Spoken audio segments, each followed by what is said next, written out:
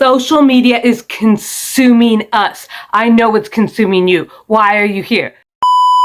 I realized I had a problem. I was talking to my therapist at the time about my depression, anxiety, and various things like that. And she challenged me to do a social media detox for 30 days. And it was hard. I'm going to tell you all about it, and I'm going to tell you why you should consider doing it too. If you don't know me, my name is Nicole Bader, and I cover a wide variety of topics here on my channel. I used to be really big into TikTok. I used to have over 16,000 followers on TikTok. I have abandoned it since about January, and I'm making this video in April, and I haven't been back on TikTok since January, and I don't know if I ever will go back to TikTok. What are the dangers of social media? Well, it can be very addicting. Now, psychiatrists don't actually have a disorder for it. You know, alcoholism is a disorder. There's different kinds of addictions, drug addictions, things like that. But at some point, they're pretty sure, psychiatrists are pretty sure that they're going to be developing this like social media disorder or something like that. Something to do with screens and addiction, because people are addicted to their screens. And it is a problem. The biggest problem I found out of all social media platforms that I was on was TikTok. TikTok was very consuming.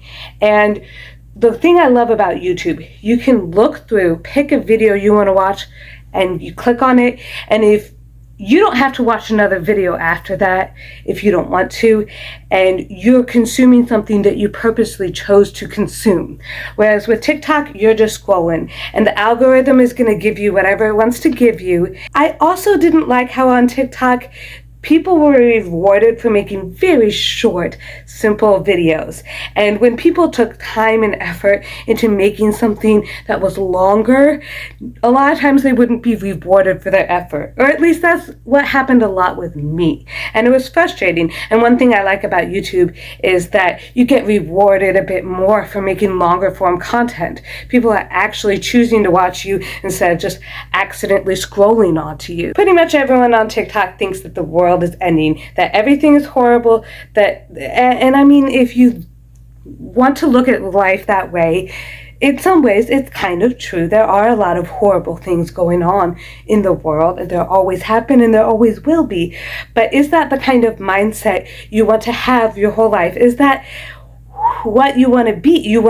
Do you want to live in negativity? Do you want to surround yourself with fear-mongering? People on social media will end up arguing with complete and utter strangers.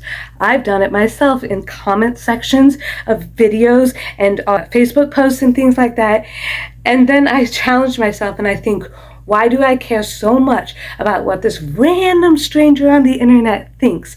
They don't know me personally. I don't know them personally. It's not going to change the whole world if I somehow magically change this one person's mind on something. I was using social media as a way to deal with my anxiety. It would distract me from the thoughts that were going on in my mind. It would put new thoughts into my mind. Now I didn't have to think my crazy Nicole thoughts. I could think these other random strangers' thoughts instead. It was unfortunately taking away from time with my children, taking away from time with my husband. They started noticing, and my husband warned me that, hey, you have a little bit of a problem here, which of course I didn't really listen to him. But when my therapist told me, hey, you kind of have a problem here, well, then I listened because I was paying that person to tell me these things. So I guess it was kind of true. To begin my social media fast in January, I deleted all the apps that I would normally click on. So I deleted Instagram, TikTok, and Facebook from my phone so that I would not be tempted to click on them, so that I would remember that I was not on those anymore. And it was hard. Now I had to find other ways of dealing with my problems. Now I had to find new ways of distracting myself, or maybe I actually had to face my problems head on instead of just avoiding them. I broke my fast when I found out that TikTok was getting banned, and there was one day left and then it was going to be gone. I didn't know what to do, and so I reinstalled TikTok. I got back on it and I posted this like goodbye video to my followers, and I watched other creators crying about TikTok was going away, and I cried about TikTok going away, and lo and behold, it went away for a little bit and then it just came back. It was so anticlimactic to have TikTok just randomly come back after all of this, all these feelings, all this drama, everything. And for some reason, I didn't want to go back. I had already said goodbye to it. I had already moved on in a sense. And so I just haven't gone back to TikTok. And it's a relief. It saves so much of my time. It gives me so much less anxiety in my life. I mean, TikTok was creating things for me to be anxious about that I had no idea I needed to be anxious about. You know, all these horrible things in your food, all these horrible things that are affecting your health, all these horrible things that are going on in our country, like that I didn't even know what's going on until TikTok told me. And yeah, it's good to be informed, and you should be aware of things, and you shouldn't live under a rock.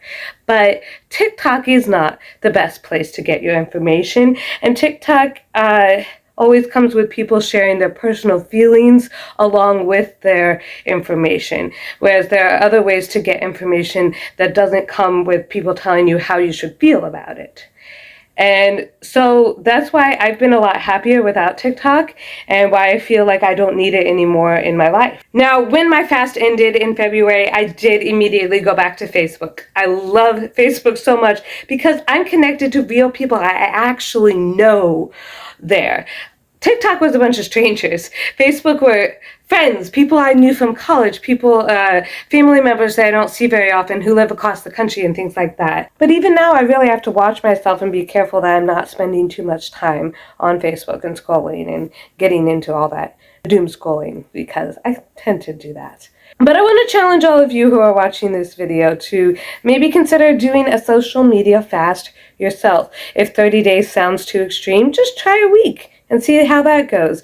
You will, if you're anything like me, notice less anxiety, less depression, and more free time to do other things and explore other hobbies and things that you might want to do in your life. So definitely give it a try and follow for more if you like this type of content. And I'll see you next time. Bye.